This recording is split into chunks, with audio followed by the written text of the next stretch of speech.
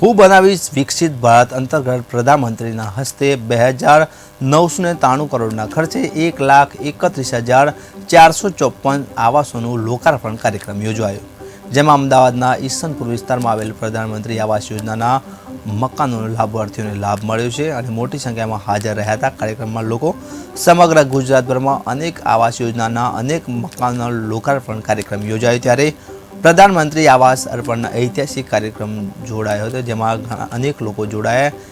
182 વિધાનસભાનો કાર્યક્રમ યોજાયો, ત્યારે આયોજિત આ કાર્યક્રમમાં મણિનગર વિધાનસભાના અનેક પદાધિકારીઓ હાજર રહ્યા હતા।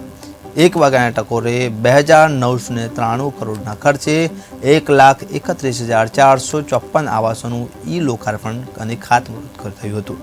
લોકાર્પણ કરવામાં આવ્યું। પ્રધાનમંત્રી દ્વારા કેટલાક લાભાર્થીઓ સાથે સંવાદ પણ કર્યો હતો, જેમાં પ્રાપ્ત થયેલ તમામ સુવિધાઓ અંગે માહિતી પ્રાપ્ત કરી હતી। સાથે સાથે પ્રધાનમંત્રી દ્વારા પોતાના વક્તવ્યમાં વાયબ્રન્ટ ગુજરાતને યાદ કરી ગુજરાત સરકારને અભિનંદન પણ પાઠવ્યા હતા। મોદીની ગેરંટીની વધુ એકવાર પ્રધાનમંત્રી દ્વારા વાત કરવામાં આવી હતી અને છેલ્લા 10 વર્ષમાં 25 કરોડ લોકો ગરીબી રેખાથી બહાર આવ્યા તેવી માહિતી પણ આપી હતી।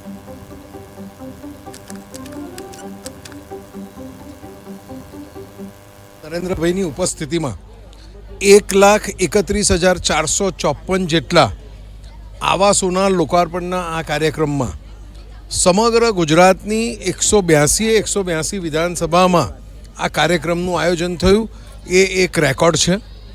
આજે મધ્યમ અને ગરીબ વર્ગના લોકોને પાયાની જરૂરિયાત ગણી શકાય અને એમના જીવનનું સ્વપ્ન હોય તેવા આવાસોનું લોકાર્પણ થયું છે। સાથે સાથે અનેક યોજનાઓ જેવી કે પ્રધાનમંત્રી જન આયુષ્ય યોજના, સ્વનિધિ યોજના, મુદ્રા યોજના, બેંક ગેરંટી બેંક લોન યોજના, આવી અનેક યોજનાના લાભો અંગે શ્રદ્ધેય પ્રધાનમંત્રીએ લાભાર્થીઓ સાથે સંવાદ પણ કર્યો છે ને એની માહિતી પણ આપી છે।